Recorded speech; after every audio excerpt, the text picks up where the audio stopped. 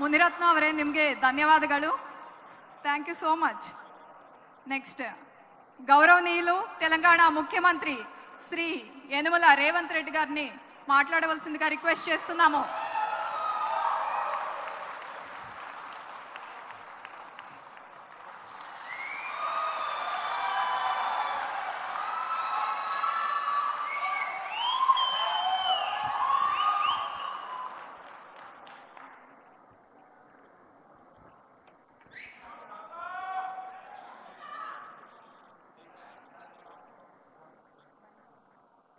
మిత్రుడు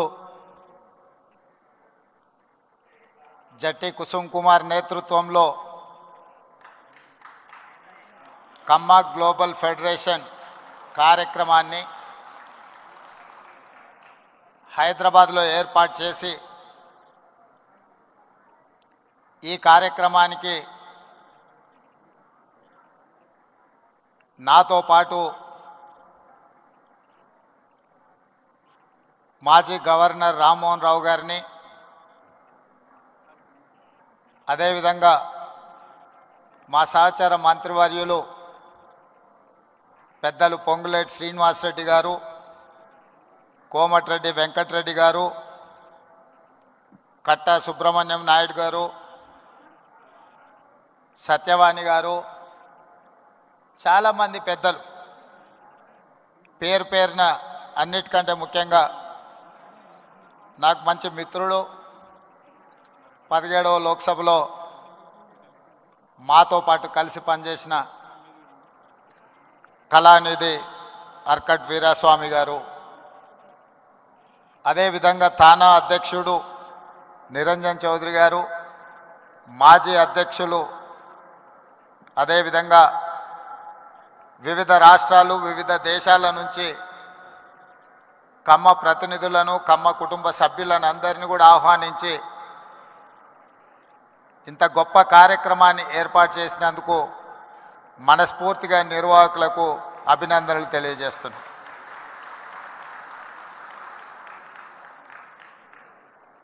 వాస్తవంగా ఈ కార్యక్రమం ఆలోచన 2 సంవత్సరాల క్రితమే రూపుదాల్చింది.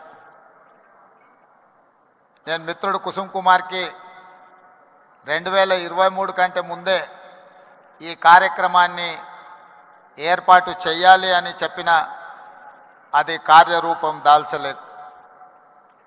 ఆ తర్వాత ఎన్నికల తర్వాత జరిగిన పరిణామాలు, ఆ తర్వాత ఖచ్చితంగా ఈ కార్యక్రమాన్ని ఏర్పాటు చేయాలి అని తలంపుతో 90 రోజుల్లోనే ఇంత పెద్ద కార్యక్రమాన్ని ఏర్పాటు చేసి ఇంత విజయవంతంగా నిర్వహించినందుకు మనస్ఫూర్తిగా నిర్వాహకులకు అభినందనలు తెలియజేస్తున్నాను.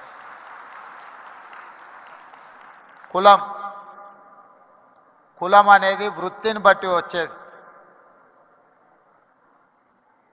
కమ్మ కులానికి కమ్మ అంటే అమ్మ లాంటి వాళ్ళ అనే ఆలోచన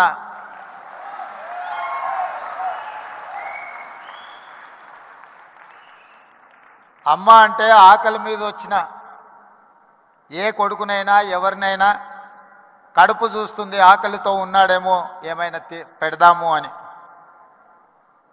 అందుకే కమ్మవారు భూమిని నేలను నమ్ముకొని వ్యవసాయం చేసి మట్టిలో నుంచి బంగారాన్ని తీసే పంటలు పండించి 10 మందికి సాయం చేసే కమ్యూనిటీ కమ్మ కులం.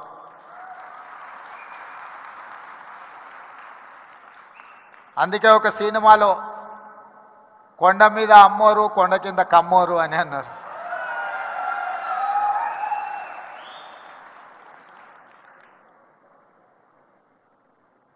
నేను మామూలుగా మా మిత్రులతో అంటుంటా, కమ్మాస్ ఎక్కడున్నారో మనం గుర్తుపట్టాలంటే పెద్ద రీసెర్చ్ చేయాల్సిన అవసరం లేదు. సారవంతమైన నేల, సమృద్ధిగా నీళ్ళు ఎక్కడ ఉంటాయో ఎత్తుకుతే అక్కడ తప్పకుండా కమ్మాస్ ఉంటారని చెప్పి, అది ఇవాళ కర్ణాటక అయినా, తమిళనాడు అయినా, తెలంగాణ అయినా, ఆంధ్రప్రదేశ్లో అయినా ఎక్కడ చూసినా సారవంతమైన నేలలుండి మంచి పంటలు పండించగలిగిన, మంచి పంటలు పండుతాయన్న భూమి ఉన్న ప్రతి దగ్గర కమ్మ సోదరులు అక్కడ ఉంటారు. వాళ్ళ ఆలోచన ఎప్పుడు కష్టపడాలి, పంటలు పండించాలి, 10 మందికి ఉపయోగపడాలి, 10 మందిని ఆదుకునే ఆలోచన చెయ్యాలి అనేదే ఆ సామాజిక వర్గ నేపథ్యం. అదేవిధంగా నాకున్న సంబంధాలు కానీ లేకపోతే నాకున్న సన్నిహిత సంబంధాల గురించి నేను పెద్దగా చెప్పాల్సిన అవసరం లేదు. ఎందుకంటే నేను ఎక్కడున్నా నన్ను ఎట్లా అభిమానిస్తారో మిత్రుడు ఎరపతినేని శ్రీనివాసరావు గారు ఈ వేదిక మీద నుంచి మాట్లాడిన దాన్ని బట్టి నేను ఎక్కడున్నా ఏ వేదిక మీద ఉన్నా కమ్మ సామాజిక వర్గం నన్ను ఎంత అభిమానంతో చూసుకుంటుందో ఎరపతినేని శ్రీనివాసరావు గారి మాటలు వింటే మిగతా అందరికీ అర్థమవుతుంది. అదేవిధంగా సత్యవాణి గారు ఒక మాట అన్నారు. వారు మాట్లాడుతుంటే అనర్గళంగా ఏ పేపర్ చూడకుండా వారి ఉపన్యాసం వినాలి అని అనిపిస్తుంది అని. అది ఎక్కడి నుంచో కాదు, ఎన్టీఆర్ లైబ్రరీలో నేర్చుకున్న చదివే ఈరోజు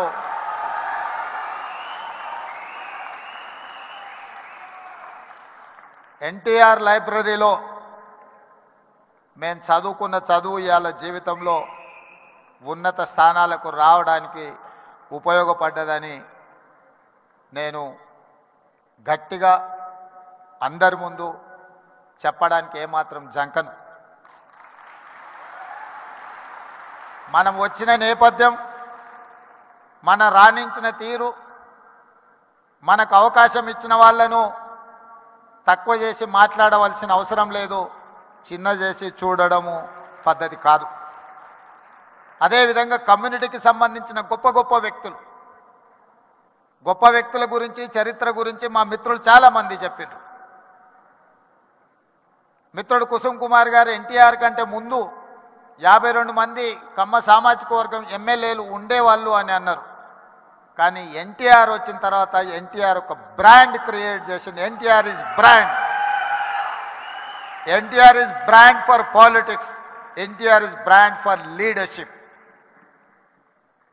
వారు ఇచ్చిన అవకాశాలతోని ఆ రాష్ట్రమైనా ఈ రాష్ట్రమైనా ఏ రాజకీయ పార్టీ అయినా ఈరోజు నాయకులు ఉన్నారు అని అంటే ఎన్టీఆర్ గారు ఆనాడు ఇచ్చిన అవకాశాలే. ఇవాళ ఇక్కడ ఆయనను అవమానించేటట్టు మాట్లాడిన వాళ్లకు అవకాశం ఇచ్చింది ఆయన్నే.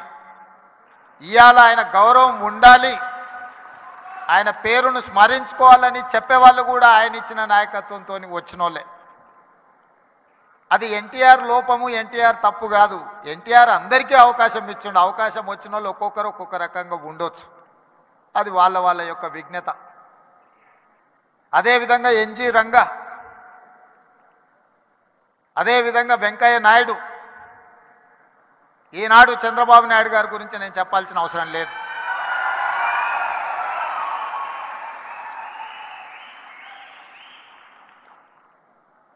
ఈ దేశంలో కాంగ్రెస్ పార్టీకి ఎదురే లేదు. బలమైన నాయకురాలుగా శ్రీమతి ఇందిరాగాంధీ గారిని ఎదుర్కొనే వాళ్ళే లేరు. అంత బలమైన నాయకత్వాన్ని అందిస్తున్నప్పుడు ఎన్టీ రామారావు గారు ప్రవేశపెట్టిన సంకీర్ణ రాజకీయాలే ఇవాళ దేశాన్ని ఏలుతున్న వాళ్లకు అవకాశాలు ఇచ్చినాయన్న సంగతి మరవకూడదు. రామ్మోహన్ రావు గారికి గుర్తుండి ఉండాలి, ఆనాడు తెలుగుదేశం భారతీయ జనతా పార్టీ పొత్తులో భాగంగా దేశంలో 2 సీట్లు బీజేపీ గెలిస్తే హనుమకొండ నుంచి పివి నరసింహారావు గారిని ఓడించిన బీజేపీ జంగారెడ్డి గారు తెలుగుదేశం మద్దతుతో గెలిచారు. దేశంలో 2 సీట్లు బీజేపీ గెలిచిన రోజు 1 సీటు గుజరాత్లో గెలిస్తే 2వ సీటు తెలంగాణలో తెలుగుదేశం పార్టీ ఎన్టీ రామారావు గారి మద్దతుతో గెలిచింది. నేషనల్ ఫ్రంట్ కావచ్చు, యునైటెడ్ ఫ్రంట్ కావచ్చు, ఎన్డీఏ కావచ్చు, ఎప్పుడెప్పుడు అధికారంలోకి వచ్చినా అప్పుడప్పుడు ఎన్టీఆర్ ఆలోచన సంకీర్ణ రాజకీయాలే ఈరోజు వాళ్ళందరూ కూడా అధికారంలో ఉండడానికి అవకాశం వచ్చింది. అందుకే ఈరోజు మిత్రులారా, మీరు రాణించే విషయంలో వ్యవసాయం నుంచి డాక్టర్లుగా, లాయర్లుగా, ఐటీ నిపుణులుగా, అమరావతి నుంచి సిలికాన్ వ్యాలీ వరకు మీ కృషిని ఎవరు కాదనలేరు. ఇవాళ సత్యనాదెన్ల నుంచి మొదలు పెడితే చాలామంది కొత్తగా వచ్చే పెద్ద పెద్ద మల్టీనేషనల్ కంపెనీలో సీఈఓలుగా మన వాళ్ళు చాలామంది ఉన్నారు. సరే, అమెరికాలో ఇక్కడ బహిరంగ సభ పెట్టిన దానికంటే పెద్ద ఎత్తున మా తానా సోదరులు సభలు పెడుతుంటారు ప్రతి 2 సంవత్సరాలకు. తప్పకుండా ఇప్పటివరకు ఎప్పుడూ నేను వెళ్తూనే కలుస్తూనే వస్తున్నా. అయితే ఈ సమావేశం కమ్మ గ్లోబల్ ఫెడరేషన్ ఒక మంచి సాంప్రదాయాలకు, సమాజానికి ఉపయోగపడే విధంగా ఈ హైదరాబాదు నగరాన్ని విశ్వనగరంగా మార్చడానికి అవసరమైన ప్రణాళికలలో మీరు భాగస్వాములు కావాలి. తెలంగాణ రాష్ట్ర ప్రభుత్వం మిమ్మల్ని ఆహ్వానిస్తుంది. మీలో ఉన్న నిపుణులను, మీలో ఉన్న నైపుణ్యాన్ని అన్ని రకాలుగా ప్రోత్సహించడానికి తెలంగాణ రాష్ట్ర ప్రభుత్వం సంసిద్ధంగా ఉంది. ఎలాంటి భేషజాలు అక్కర్లేదు. హైదరాబాదు నగరం ప్రపంచంతో పోటీ పడాలంటే ప్రపంచంలో రాణించిన కమ్మ సోదరులకు ఇక్కడ అన్ని రకాల అవకాశాలు కల్పించడానికి మా ప్రభుత్వం సిద్ధంగా ఉన్నది అని చెప్పి నేను ఈ వేదిక మీద నుంచి విజ్ఞప్తి చేస్తున్నా. మాకు భేషజాలు లేవు. కులం, మా కులాన్ని మేము అభిమానించుకుంటాం. మేము ఇతర కులాలను గౌరవిస్తాం. ఎక్కడా ఆ విషయంలో పొరపాటు జరగదు. మా కులం పట్ల మాకు అభిమానం ఉండొచ్చు, కానీ ఇతర కులాల పట్ల అపారమైన గౌరవం ఉన్నది. ఈ విజ్ఞతను ఎప్పుడూ తెలంగాణ రాష్ట్ర ప్రభుత్వం పాటిస్తుంది. మా మిత్రుడు శ్రీనివాసరెడ్డి గారైనా, మా సోదరుడు కోమటిరెడ్డి వెంకటరెడ్డి గారైనా మేము ఈ సూత్రాన్ని ఎప్పుడు అమలు చేస్తూనే ఉంటాం. తెలంగాణ రాష్ట్రంలో వివక్ష ఉండదు. తెలంగాణ రాష్ట్రంలో మీ కష్టానికి గుర్తింపు ఉంటుంది, మీకు అవకాశాలు ఉంటాయి. అదేవిధంగా ఈరోజు ఈ నగరం రాణించాలి అని అంటే పెట్టుబడులు రావాలి, పరిశ్రమలు పెరగాలి, దానికి అవసరమైన అనుమతులు ఇవ్వాలి. ప్రపంచంలో నిరసన తెలపడం అనేది ప్రాథమిక హక్కు. పన్నులు కడుతున్న ప్రాంతంలో ఎవరైనా తమకు నచ్చనప్పుడు, తమకు నచ్చని కార్యక్రమాలు ప్రపంచంలో జరుగుతున్నప్పుడు నిరసన తెలపడం అనేది, నిరసన తెలపడానికి అవకాశం ఇవ్వడం అనేది ప్రభుత్వాల బాధ్యత. నాడు తెలంగాణ ఉద్యమం జరుగుతున్నప్పుడు తెలంగాణ పిల్లలు అమెరికాలో వైట్ హౌస్ ముందర కూడా నిరసన తెలిపిన, అమెరికాలో కూడా తెలంగాణ ఉద్యమం చేయడానికి అమెరికన్ ప్రభుత్వమే అనుమతి ఇచ్చినప్పుడు తెలంగాణ రాష్ట్రంలో కొంతమంది తమ నిరసన తెలపాలనుకున్నప్పుడు ప్రభుత్వాలు నిర్బంధించాలన్న ఆలోచన వాళ్ళ పతనానికి దారి తీసింది తప్ప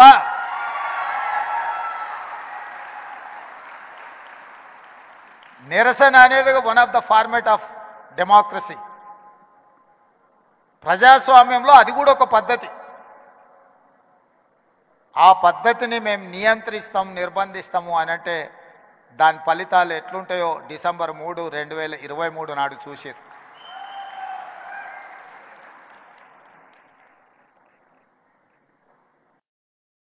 వెంకయ్య నాయుడు గారు రాష్ట్రపతి అవుతారని, అవ్వాలని మేమందరం ఆకాంక్షించిన పార్టీలు వేరైనా కూడా మన తెలుగువాడు ఢిల్లీలో మనకు ఒక గుర్తింపు, గౌరవాన్ని తెచ్చినవాడు.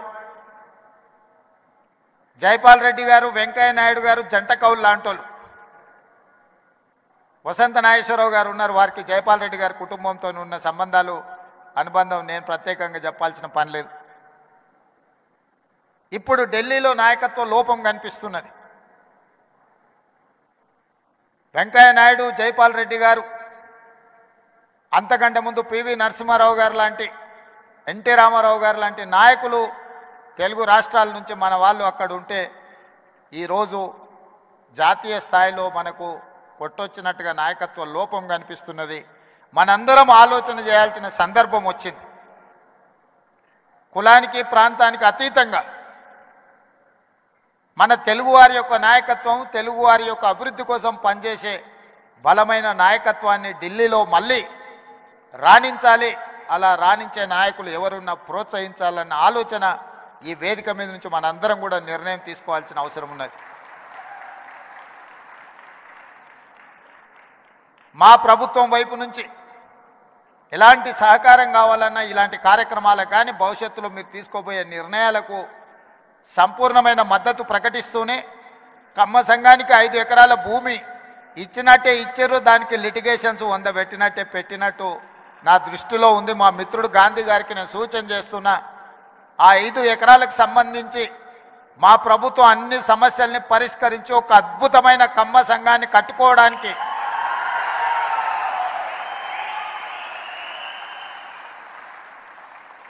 వేదిక మీద సివి రావు గారు ఉన్నారు. అమీర్పేట చౌరస్తాలో ఎప్పుడు చూసినా కమ్మ సంఘం సివి రావు గారు కనిపిస్తూనే ఉంటారు. అందుకే నేను మా మిత్రులందరికీ ప్రభుత్వం ఇచ్చిన 5 ఎకరాలకు సంబంధించిన సమస్యను పరిష్కరించి ఒక అద్భుతమైన కమ్మ సంఘాన్ని కట్టి తద్వారా లక్షలాది మంది పేదలు నిరుపేదలు ఎవరైతే కమ్మ సోదరులు ఉన్నారో గ్రామీణ ప్రాంతాలలో విద్యకు దూరంగా ఆర్థిక అభివృద్ధికి దూరంగా ఉన్నారో వాళ్ళందరినీ ఆదుకోవడానికి, అదేవిధంగా ఈ సమాజంలో అట్టడుగు వర్గాలైన దళితులు, గిరిజనులు, మైనారిటీలను ఆదుకోవడానికి మీరందరూ ముందుకు రావాలి. ఆ సంఘం భూ సమస్యను పరిష్కరించడమే కాకుండా నిర్మాణానికి అవసరమైన సహకారాన్ని మా రాష్ట్ర ప్రభుత్వం అందిస్తుంది అని చెప్పి ఈ కేజీఎఫ్ వేదిక మీద నుంచి మీకు అందరికీ నేను మాట ఇస్తున్నా. దీనికి సంబంధించిన భవిష్యత్ కార్యాచరణ కుసుమ్ కుమార్ గారు, గోపి మన గాంధీ గారు వీళ్ళందరూ కలిసి ముందుకు వస్తే ఈ సమస్యల్ని రాష్ట్ర ప్రభుత్వం భూమికి సంబంధించిందంటే రెవెన్యూ మంత్రి గారిని కూడా అందుకే ఎంబడే తెచ్చిన వారే పరిష్కరిస్తారు. రెవెన్యూ మంత్రి గారు ఇతర సమస్యలు ఏమన్నా ఉంటే మున్సిపల్ అనుమతులకు సంబంధించింది ఉంటే ఆ శాఖ నా దగ్గరనే ఉంది. నిర్మాణానికి నిధులు కావాలంటే R&B శాఖ వెంకటరెడ్డి గారు ఇక్కడనే ఉన్నారు. కాబట్టి ఏ సమస్య అయినా అక్రాస్ ద టేబుల్ మీకు పరిష్కరించే బాధ్యత మాది. ఈ కార్యక్రమం బాగా జరగాలి, భవిష్యత్తులో ఇంకా పెద్దగా ఎదగాలి, 10 మందికి ఉపయోగపడాలి. ఏ విధంగా అయితే మీ పెద్దలు, మీ తాతలు, ముత్తాతలు 10 మందికి పట్టెడు అన్నం పెట్టినరో, భూమిని నమ్ముకొని ఉన్నారో, ఆ భూమిని సొంత ఊరును మరవకండి. 10 మందికి సాయం చేసే ఆలోచన, 10 మందికి ఉపయోగపడాలన్న మీ డిఎన్ఏలో ఉన్న సహజ లక్షణాన్ని కోల్పోవద్దని చెప్పి మా మిత్రులందరికీ సూచన చేస్తున్నా. మీరు ఎంతెంత ఎదిగినా 10 మందికి సహాయం పడ్డప్పుడే మీరు ఈ సామాజిక వర్గానికి న్యాయం చేసిన వాళ్ళు అవుతారు. సహాయం చేయకుండా మీరు దూరంగా ఉంటే మీరు సమాజానికి దూరంగా, సమాజానికి మీరు దూరమైనట్టుగా ఉంటుంది. మీ సహజ లక్షణమైన 10 మందికి సహాయం చేసే ఆలోచనను ఇంకా పెంచుకోవాలి అని చెప్పి తెలియజేస్తూ మనస్ఫూర్తిగా మరొకసారి అభినందనలు తెలియజేస్తూ సెలవు తీసుకుంటున్న మిత్రులారా. Thank you so much Revanth Reddy గారు ఫర్ యువర్ వాల్యుబుల్ స్పీచ్. ఇంత బిజీ స్కెడ్యూల్లో కూడా ఇక్కడికి వచ్చి కేజీఎఫ్తో పాల్గొన్నందుకు కేజీఎఫ్ తరఫున ధన్యవాదాలు తెలుపుతున్నాం sir. Thank you so much. ఒక్కసారి మీ కర్తాల ధ్వనితో వారికి థ్యాంక్ యూ చెప్తాం. Thank you so much Revanth Reddy గారు. జడ్పీ కుసుమ కుమార్ గారిని తెలంగాణ ముఖ్యమంత్రి శ్రీ రేవంత్ రెడ్డి గారిని సత్కరించవలసిందిగా కోరుకుంటున్నాం.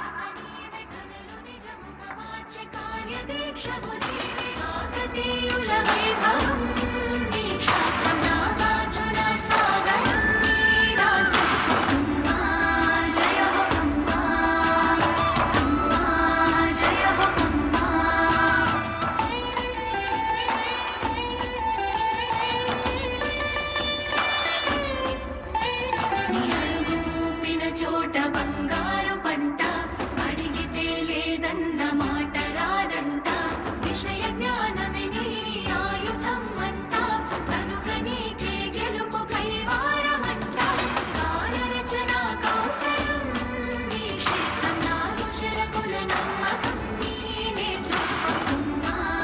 జయ హో కమ్మా, కమ్మా జయ హో కమ్మా.